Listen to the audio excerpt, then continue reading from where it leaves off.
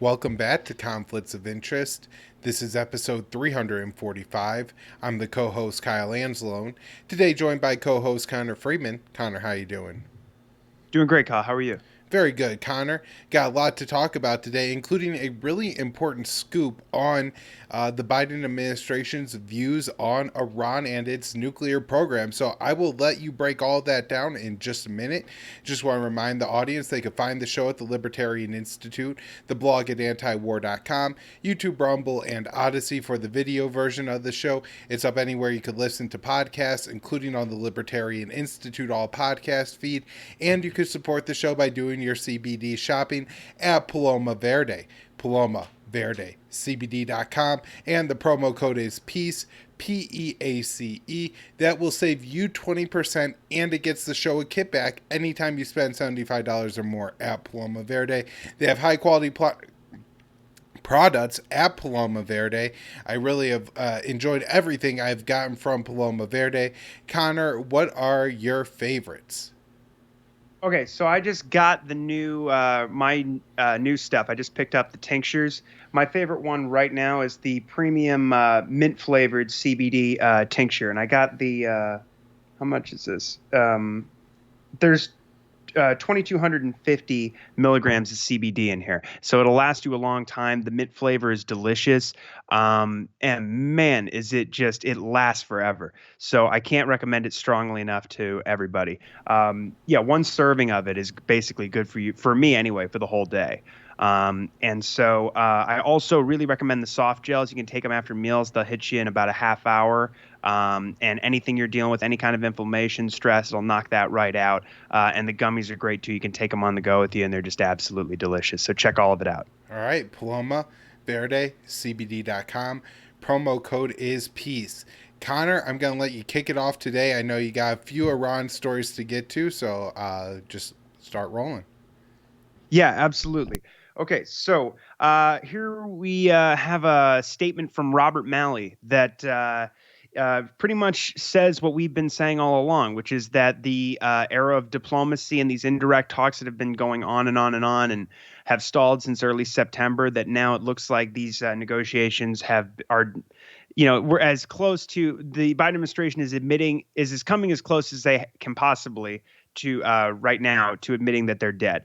So we have Robert Malley, the special envoy for Iran, and he's saying basically that the nail is in the coffin for the talks. So on Monday, he said Washington will not waste its time on the nuclear negotiations with Tehran. Malley added that the U.S. would use military force as a last resort against Iran as well. So, of course, the talks have been stalled now for almost 2 months. The Biden government has not officially said that they're dead, but these comments are, like I said, a de facto acknowledgement of the fact that the era of diplomacy with Iran, such as it was, is done.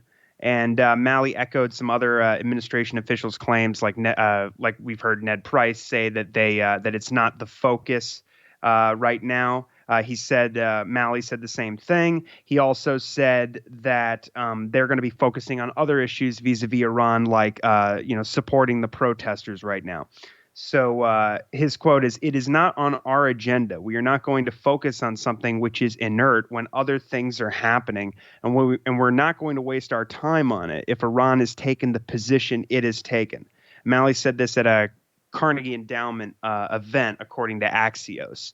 And, it's just worth noting that, as soon as Biden came into office, they flew B-52 bombers over the Middle East, over the Persian Gulf, I believe, and they brought in Richard Nephew as the deputy envoy, who is the guy who wrote The Art of Sanctions, who's just a sadistic monster who is so proud of himself. He wrote a book about how he helped destroy Iran's economy during the Obama years.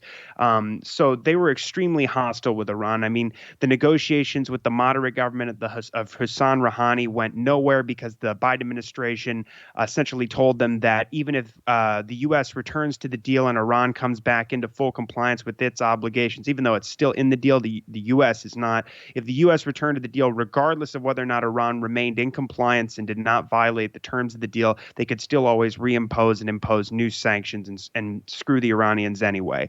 And so Malley was promoted as an adult in the room because he had helped negotiate the deal originally under Obama, and he had one job to do. And now he's admitting that he wasn't willing to do it. I mean, we should have known this when he was talking to Rand Paul at the Senate Foreign Relations Committee hearing a few months ago. He starts talking about how all options are on the table.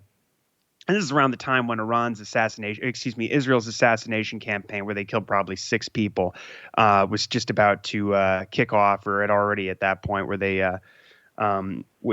if they had already killed in late May the Colonel Hassan Syed Kodeh. In his driveway. Anyway, he was saying all options are on the table, and Rand Paul said, "Why don't you just take the IRGC off of this foreign terrorist organization blacklist?" And it was really ridiculous to see that a Republican senator like Rand Paul could be to the left of Biden's special envoy in Iran, who was supposed to be the guy who could get the job done. But so now, of course, we have no evidence that they're seeking a nuclear bomb. Malley still threatened that Washington would use military action as a last resort to ensure that Tehran does not acquire one. He said, quote, "We will use other tools and in last resort, a military option if necessary to stop Iran from acquiring a nuclear weapon." And the U.S. has accused Iran of making extraneous demands during the JCPOA negotiations. That was their catchphrase earlier. And however, the Biden administration, took an extremely hard line during these indirect EU brokered negotiations. Trump's administration illegally exited the JCPOA and launched a brutal maximum pressure sanctions campaign on Iran, which Biden has only expanded since he took office. In recent months, the Israelis have carried out multiple drone strikes and assassinations, as I previously mentioned. In August, the U.S. Bombed Syria repeatedly in what the Pentagon described as a message to Tehran. Iran nonetheless made significant concessions in the talks, which seemingly brought both sides much closer to a deal, especially after Joseph Borrell, the EU foreign policy chief, presented his final proposal. And Tehran ultimately made demands regarding sanctions relief and guarantees, which the U.S. refused to accept after consulting with Tel Aviv, leaving the JCPOA in limbo yet again, despite months of negotiations. So subsequently, the Israelis and bipartisan Iran hawks in Congress launched a full court press to prevent Biden from lifting the sanctions. The Israelis demanded that Washington ensure a credible military threat is put on the table to basically to force Iran to make concessions regarding its ballistic missiles and its support for its allies in the region, which are, of course, non-starters, and it's their primary deterrent against an attack against them. Now, concurrently, the U.S. and Israel, of course, especially earlier this year, it was hyped up a lot more, and we saw some developments on this front of building this sort of NATO-style alliance consisting of America's Gulf dictatorship satellites. In September, we had American B-52s, again, eyeing Tehran, flying over the Middle East. And at the time, we had John Kirby, the National Security Council spokesman, announcing that Biden was requesting other available options against Iran.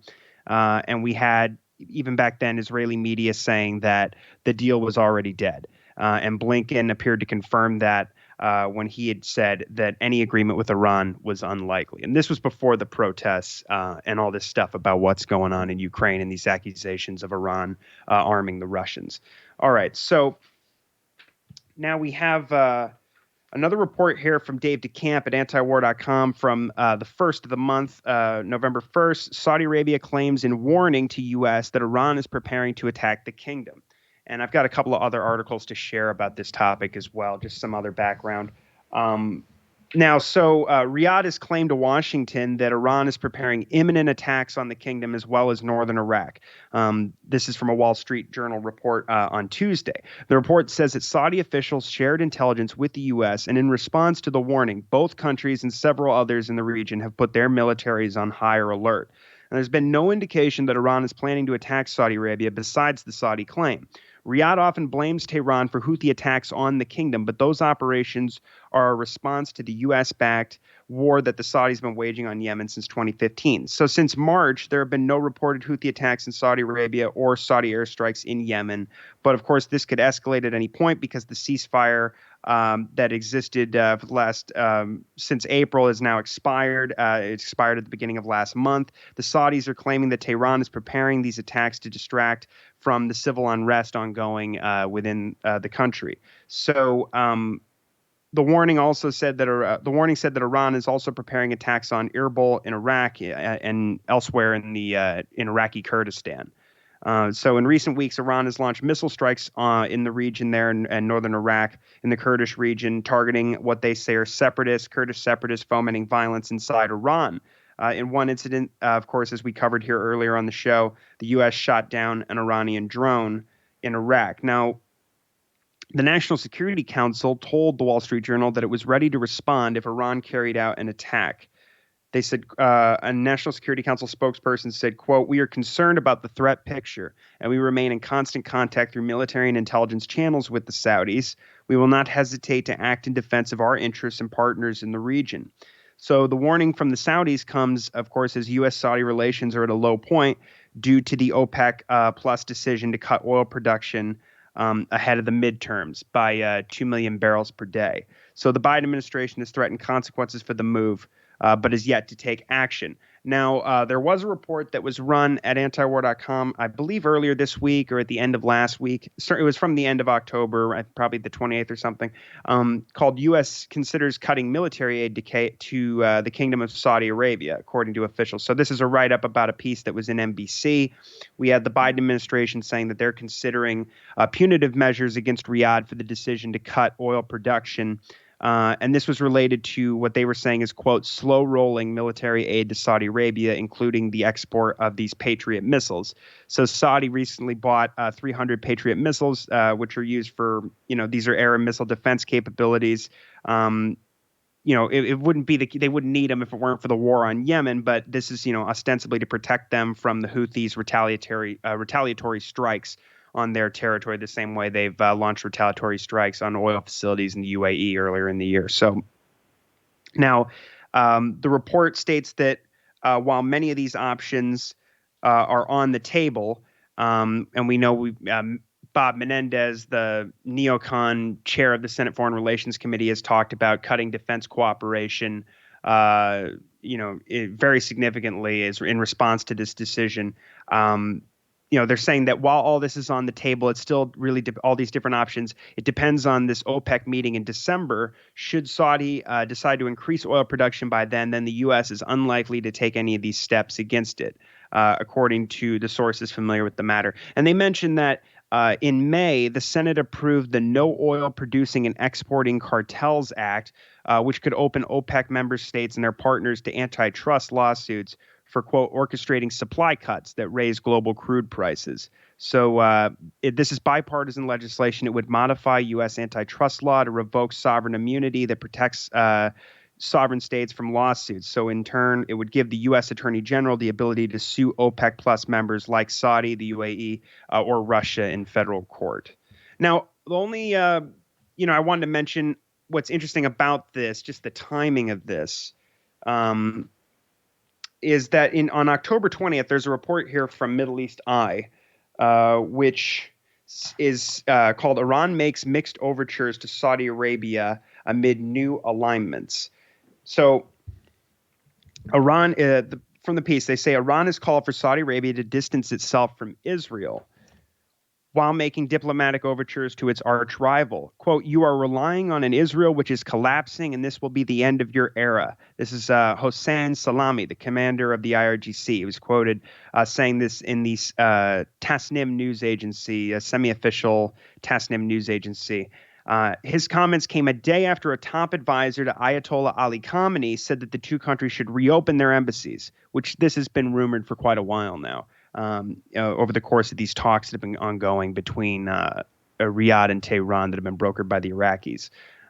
So the quote from the top advisor to the Ayatollah was, "We are neighbors of Saudi Arabia and we must coexist. The embassies of the two countries should reopen in order to solve our problems in a better way." And this is Ali Akbar Velayati.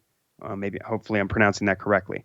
And so they mention here that the Saudis and the Iranians have held 5 meetings in the past year. And as I said, these have been brokered by Iraq to diffuse long-running tensions. Diplomats from the two countries met. The most recent meeting was in April.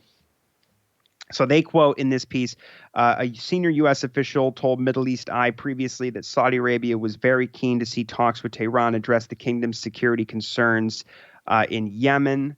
And there's just some discussion here about how, this comes amid a very unique period where we have Iran experiencing these chaotic protests, in some cases where they get very violent. And of course, Saudi-U.S. relations are sinking to historic lows. They feel, Saudi is questioning Washington's commitment to its security concerns, and they don't like being criticized over their, myriad human rights abuses. Of course, there's been efforts within the Congress to attempt to end the war in Yemen, of course. And I don't know how anybody could actually buy this, but apparently they're still concerned that Biden's going to return to the Iran deal. And so, or at least that's the way it's framed. And so it's just important also to remember that this call to reestablish ties between the two countries comes as other Gulf states have been, restarting their rekindling diplomatic relations with Iran. So we had the UAE reinstate its ambassador to Iran in September, and that was for the first time in 6 years. And Kuwait also appointed a new ambassador to Iran. The other point they make here is that as much as the U.S. has tried to, bring Saudi and Israel closer together, it's not clear, how much progress has been made on that front. Of course, there were massive military exercises that have been held earlier. I want to say last year, where Saudi and Oman participated, but Israel was also involved. These were U.S.-led exercises, and that was pretty unprecedented. However, they make the point here that of course, after this. All this hype about how potentially Saudi would be brought into this NATO-style alliance with these Gulf states, really building off of the foundation of the Abraham Accords. Of course, the foreign minister of Saudi Arabia said that his country had no discussion about this defensive alliance with Israel, which makes sense. I mean, they would never admit it if they did, but there is a point here where they say Israeli arms companies have also clipped their ambitions to strike weapons deals with Riyadh as a result of the new tensions with Washington. So that's just a little bit more background to see the context of what this warning and these claims about a potential attack on Saudi Arabia. And it also could be, of course, an excuse for the Saudis to restart the war in Yemen as well, and just sort of frame it as they're defending themselves against Iran, which would be one of the worst possible scenarios here. So. Okay, so here's another report from Dave. This is from today. This is at antiwar.com. Iran to send delegation to Vienna for talks with the IAEA. So the Iranians will soon send a delegation to Vienna to hold talks with the International Atomic Energy Agency, the UN nuclear watchdog, to discuss, you guessed it, the investigation into traces of uranium at these undeclared nuclear sites. So Hossein Amir-Abdollahian, the foreign minister of Iran, said that Tehran will send the delegation, quote, in the coming days in order to begin talks and strengthen cooperation with the IAEA. So the agency opened its probe into the traces years ago, and while there's no proliferation risk, the nuclear watchdog won't drop the case and has not been satisfied with Iran's explanations. Iranian officials insist that they have explained the situation well enough, and some have suggested the evidence was planted by Israel. That also, again, could be where the stalemate is, although there's so much pressure anyway, of course, that I don't think they would have accepted, even if that wasn't part of the explanation the Iranians have given the IAEA by providing all this documentation. I don't think it necessarily would have made a difference, but that could explain some of this. Now, Iranian officials insist that they have explained the situation well enough, and Amir Abdollahian said he hopes the talks in Vienna will be able to settle the accusations brought against Iran. So the issue was brought up during the negotiations, of course, the indirect negotiations to revive the JCPOA. We had Iranian officials saying that the deal could not be revived without the investigation being settled. Although it wasn't clear if that was a demand they made to the U.S. Now, there remains enormous pressure, of course, from the Israelis on both the Americans and the Europeans to refuse to accept Iran's explanations or close the probe. We had earlier this year Iranian President Ibrahim Raisi say that in order for the deal to succeed, this is the Iran nuclear deal, the endless IAEA inquiry must end. And then we had excuse me, the French, the Germans, and the British issue a joint statement saying that this demand indicated that Tehran was not serious about the negotiations. But of course, the Iranians, even to this day, remain in the deal, and it's the Europeans who have left their obligations unfulfilled. And if they would have offset the sanctions that have been imposed by the Trump administration in 2018, which Iran gave them a year to do, Iran never would have expanded its nuclear program in the way that it did, even though it's still only for leverage and they're not seeking a nuclear bomb. Okay, now, here's the scoop. So, going through the nuclear posture, the new nuclear posture review, one of our great writers at antiwar.com, Ted Snyder, discovered that it within there they are saying that the Americans are acknowledging here that Iran is not seeking a nuclear weapon. So, okay, so this is from Dave's piece today. His write-up, it's at the top of the page today. U.S. says Iran is not trying to build a nuclear weapon. So the Pentagon's new nuclear posture review says the U.S. believes Iran is not pursuing a nuclear weapon, despite Biden administration officials' continued threats of military action against Tehran to prevent it from acquiring one. The nuclear posture review was released last week, and it reads, quote, Iran does not today possess a nuclear weapon, and we currently believe it is not pursuing one.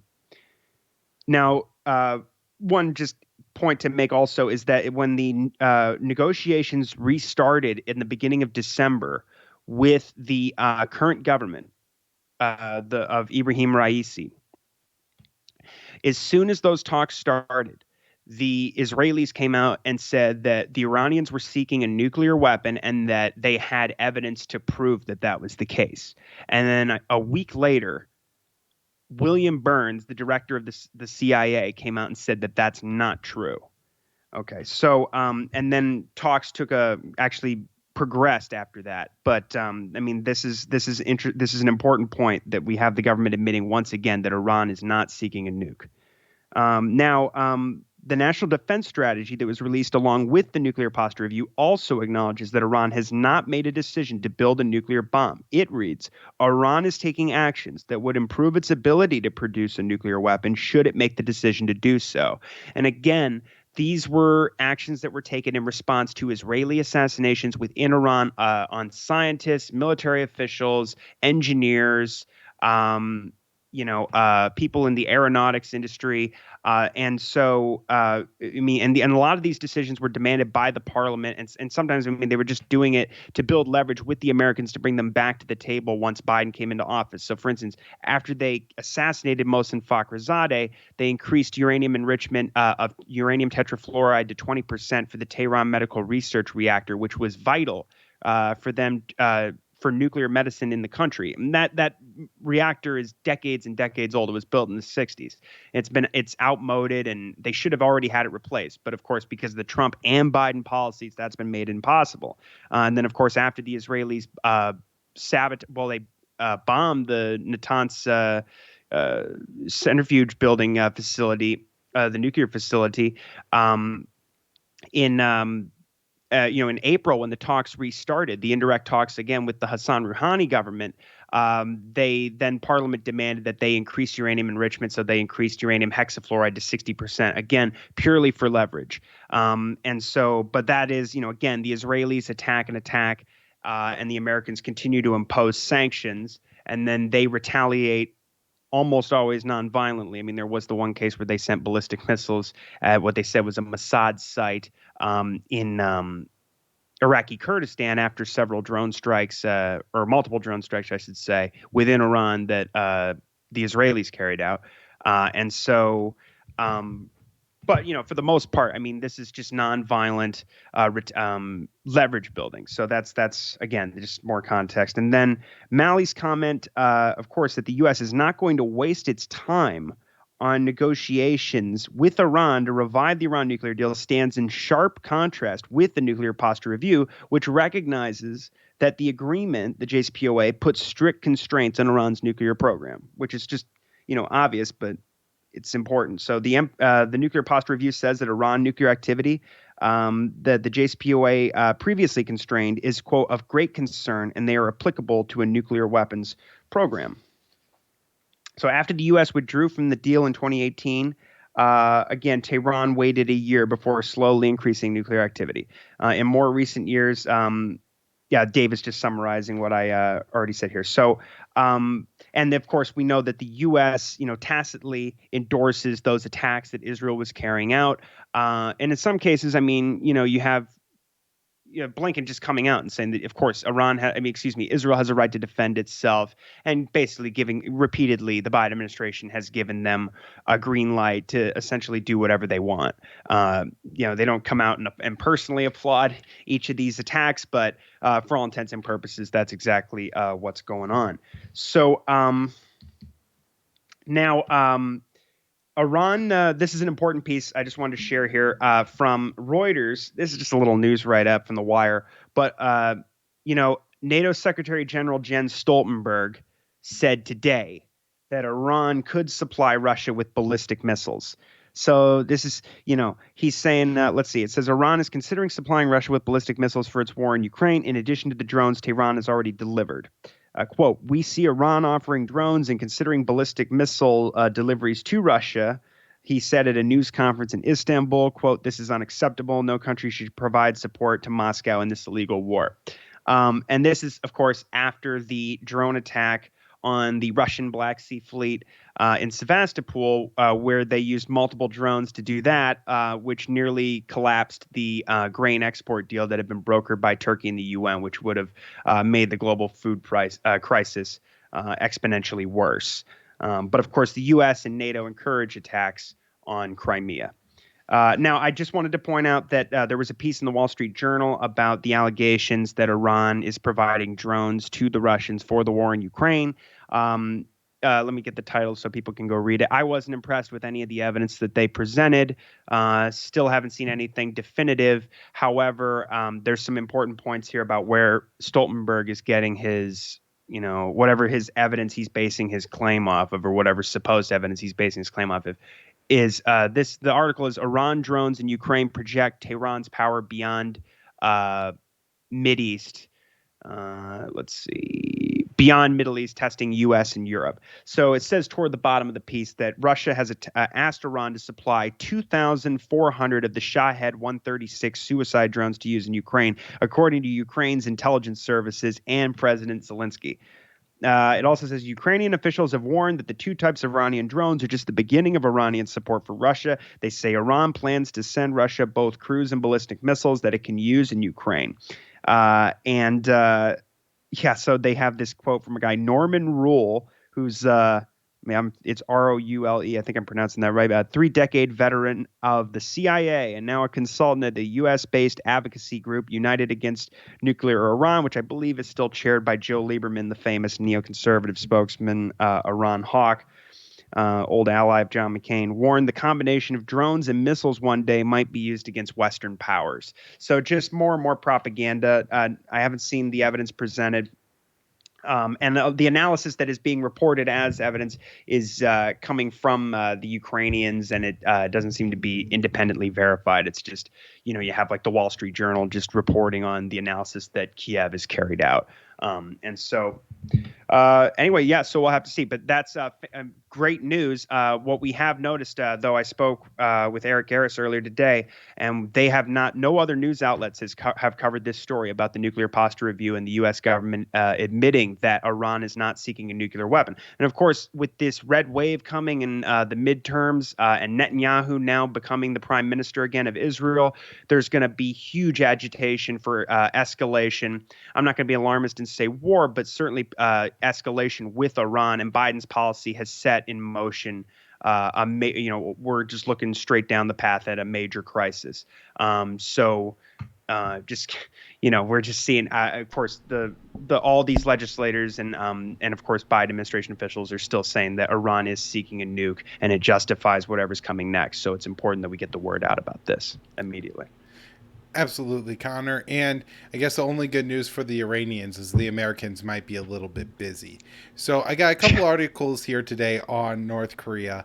And for, people who listen to the show regularly, they know over the past, probably 3 months, I've written well over a dozen, probably close to 2 dozen articles on North Korea. And so, a lot of this I've talked about, but I just want to do a real quick kind of summary of what I think, is going on with Washington's Korea policy. So, when Trump takes office, we have fire and fury, we have threats, and then in South Korea, the old president gets impeached and actually thrown in jail. And this guy, Moon Jae-in, who's a true believer in inter-Korean unity, takes over as president of South Korea. And I think he facilitates a real chance for diplomacy between Washington and Pyongyang. And so Donald Trump and Kim Jong-un exchange letters. They have the Singapore summit, and we're all on track to end the Korean War officially and to probably have some kind of agreement. Connor, I think that maybe would be similar to the Iran nuclear deal, which wouldn't necessarily normalize the relationship between the U.S. and North Korea, but certainly puts the U.S. and North Korea on a path where they can have a more normal and less hostile relationship. Monitoring programs of nuclear sites, dismantling of certain programs, things like that, lifting of American sanctions. But rather, what happens at Hanoi is Donald Trump invites John Bolton in to go with him. Bolton brings up Gaddafi and demands Pyongyang denuclearize, and relations have devolved slowly over time. Now, the one important thing that Trump did throughout his presidency, and again, I think largely this is fostered by Moon in South Korea. I don't want to give Trump all the credit, but Trump and Kim continue to talk, and the White House at least continues to flirt with the idea of having some kind of agreement with North Korea that doesn't see North Korea denuclearized. Now, Biden takes over and he claims that he's going to, split the difference between the Bush and Obama policy versus the Trump policy. And they're not going to have strategic patience. They're going to consistently offer to talk with North Korea. But the talks that they're offering have a condition that violates the North Korean red line, which is to denuclearize. And so, this happens, and then in this March, Moon is no longer the president of South Korea. A more conservative and a more hawkish president, Yoon Suk-yeol, becomes the president of South Korea. There's huge protests against the guy right now, but he really embraces the American militarism and talks about deploying more American assets to the region that are capable of carrying nuclear weapons. Additionally, in June, you have the NATO summit in Madrid, but importantly, something happens on the sidelines of that summit where the U.S. signs an agreement with South Korea and Japan to increase military ties, and this really angers North Korea. And we've had, a couple dozen now, I think 27, 28 missile tests by North Korea so far this year, but we've also had pretty significant escalations on Washington's side, carrying out live fire war games for the first time in a couple years. And this leads to, in September, North Korea announcing a new official nuclear policy, saying that they wouldn't give up their nuclear weapons unless, a scenario where the other countries of the world give up their nuclear weapons and America abandons its aggressive policy towards North Korea. So this leads me to the article that I wrote for the Libertarian Institute on November 1st. U.S. will never accept North Korea as a nuclear weapons state. This is myself and Will Porter on November 1st. Washington insists on denuclearization of the Korean Peninsula and will never accept Pyongyang as a nuclear weapons state, the State Department said. The U.S. also repeated warnings that North Korea would soon test a nuclear weapon. Asked if the United States would eventually recognize North Korea as a nuclear state during Monday's presser, State Department spokesperson Ned Price told reporters, "That is not our policy. I do not foresee that ever becoming our policy. The complete denuclearization of the Korean Peninsula has been our objective since the conclusion of our DPRK policy review last year." Price continued, "That has not changed. I do not foresee that changing going forward." Across several administrations, Washington has ordered Pyongyang to give up its nuclear weapons. Time and again, the country detonated after its first nuclear warhead in 2006. After more than a decade of fruitless demands, then President Donald Trump made diplomatic headway following multiple rounds of negotiation in 2018, with North Korea agreeing to pause missile and nuclear tests in exchange for a similar moratorium on U.S. and South Korean war games. However, that deal was upended just 1 year later after Trump resumed demands for complete denuclearization, driving North Korea's supreme leader to abandon talks. In September, Kim Jong-un signed a decree codifying North Korea's nuclear weapons doctrine, declaring it would not give up its arsenal unless the rest of the world did the same, while also urging the United States to end its aggressive policies. Though Washington claims it desires a denuclearized Korean peninsula, it has repeatedly vowed to defend South Korea and Japan with its own atomic arsenal, keeping large swaths of the region under its nuclear umbrella. Under those conditions, Pyongyang has been unwilling to entertain talks with the Joe Biden administration, which has also continued and in some cases escalated provocative joint military drills with Seoul. And Connor, I just want to get into this a little bit more so people understand, because maybe there is a little bit of nuance in the foreign policy here of what's going on.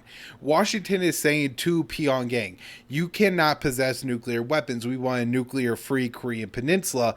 But Washington could station nuclear weapons just off the coast of the Korean peninsula and pledge to defend Seoul with those nuclear weapons. That's obviously why North Korea has an issue with this. So back to the article here. The latest round of war games kicked off this week, seeing American and South Korean warplanes take part in their largest ever aerial drills following several major joint exercises in the weeks prior, and some also involving Tokyo. Amid the escalating military activity, Pyongyang has carried out a record number of weapons tests in 2022, including one drill involving preparations to deploy a tactical nuclear missile. While Price warned that North Korea's next steps could be to test a nuclear weapon, Western officials have repeated this claim for several months and no test has materialized. And I've said on the show, I believe those warnings go back to March, maybe April, about that timeline. And so, on the last show, Connor, I talked about the Vigilant Storm 23 war games and how these were the largest ever. I'll go over that a little bit, but this is North Korea's response to those war games. So this from November 2nd at the Libertarian Institute with Will Porter. North Korea responds to U.S. war games with massive show of force. Pyongyang carried out large-scale military exercises as Washington and Seoul conducted record-setting aerial war games, unleashing 23 missiles over 100 artillery rounds before launching additional munitions on Thursday. The U.S. and South Korea kicked off Vigilant Storm aerial war games this week. The military drills involved a record 240 aircraft, which are expected to fly some 1,060 practice sorties. North Korea denounced the exercises and pledged a significant reaction.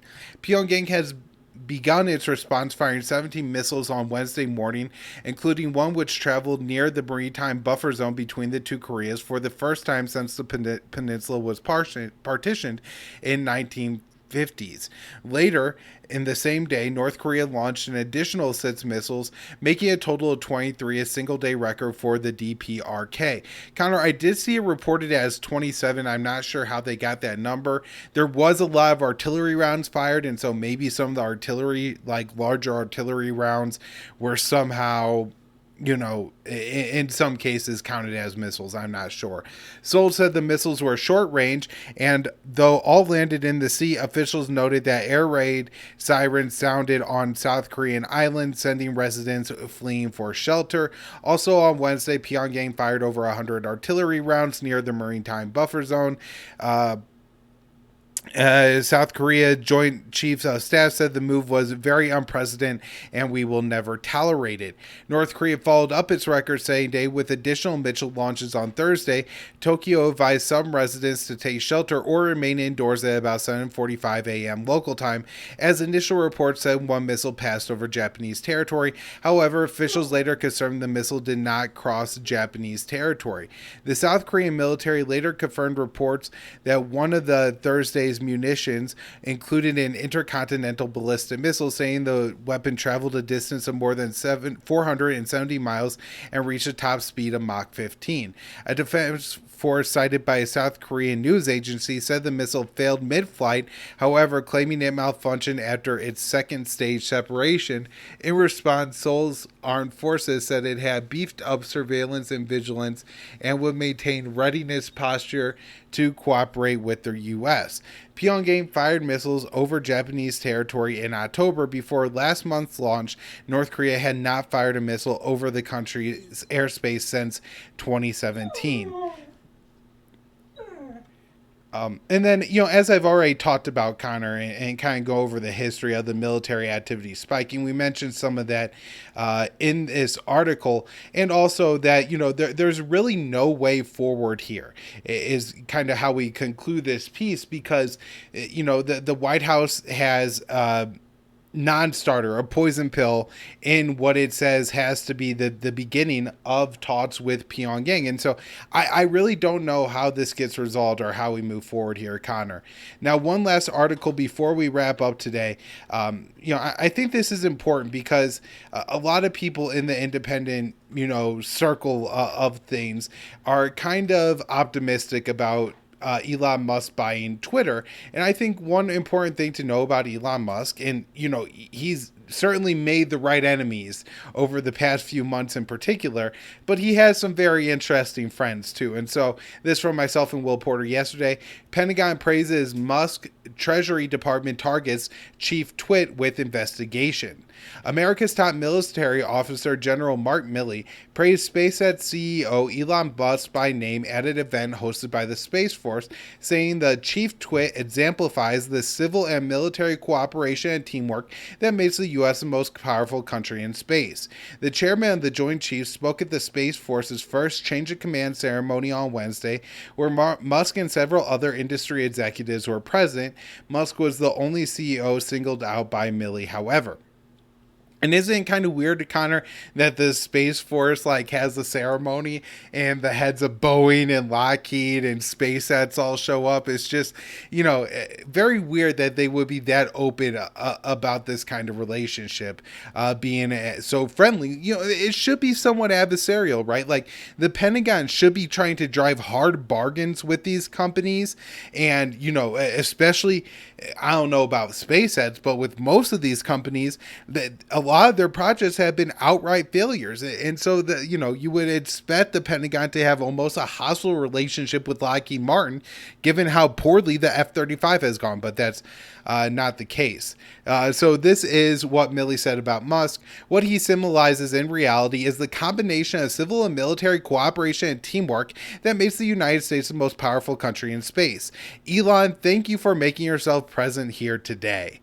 SpaceX regularly contracts with the Pentagon, has some allied militaries to launch satellites, and has aided the White House's proxy war in Ukraine by providing the country with internet free of charge. Through its Starlink network of floating in low space orbit, SpaceX has enabled Ukrainian forces to maintain connection throughout the 8-month conflict, with top officials in Kiev saying the service has been critical in their war effort. While SpaceX appealed to the military for reimbursement for those services, claiming it spent hundreds of millions on the project and the Russian cyber attacks are making the system even more difficult to maintain, it dropped the request after CNN released documents detailing its communications with the Pentagon. Musk later announced that Ukraine's government would continue to receive Starlink for free. And it's just amazing, Connor, how much of a rat this guy is getting. He's helped Ukraine far more than Matt's boot has, and yet any questioning of the narrative elicits this extreme response, no matter how favorable and how much that person has helped Ukraine. Despite the high praise from General Milley, however, Musk's recent $44 billion purchase of Twitter could soon come under scrutiny from the Joe Biden administration. On Tuesday, the Washington Post reported that the Treasury Department officials are seeking the authority to launch a probe into the acquisition, as well as much alleged ties to foreign governments and investors. The Post additionally reported that the terms of the agreement to buy Twitter will allow large foreign financiers to access the private information of users. Prince Alawi bin Talal bin Al-Zaliz of Saudi Arabia now claims to be the second largest shareholder in Twitter after Musk. Though the prince Through the prince's investing firms, Kingdom Holding, Riyadh maintained a stake in the publicly traded social network before Musk took the company private. Ahead of Musk's purchase of Twitter, an employee of the site was found guilty in U.S. court of spying on the Saudi dissidents and passing the information to close aid of Crown Prince Mohammed bin Salman, stoking major concerns about the security of the data on the platform. And I added that at the end of the article, Connor, because, it's so interesting that, now they're suddenly concerned about this when it seems to have been a problem for a long time. So the Treasury Department investigation seems politically motivated. Milley's statements do as well, but you kind of could draw almost a different opinion of what the government thinks of Elon Musk, one versus the other. But just remember, this guy is friendly with the Pentagon. All right, Connor, that's where we'll wrap it up. Thanks so much, everybody, for tuning in. Check it out, Conflicts of Interest. We're on Twitter at @con_interest, YouTube, Rumble, Odyssey for the video version of the show.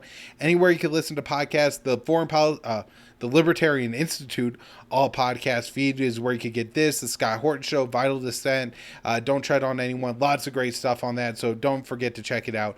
Again, Conflicts of Interest, antiwar.com, Libertarian Institute. Thanks, Connor. Thanks, Scott.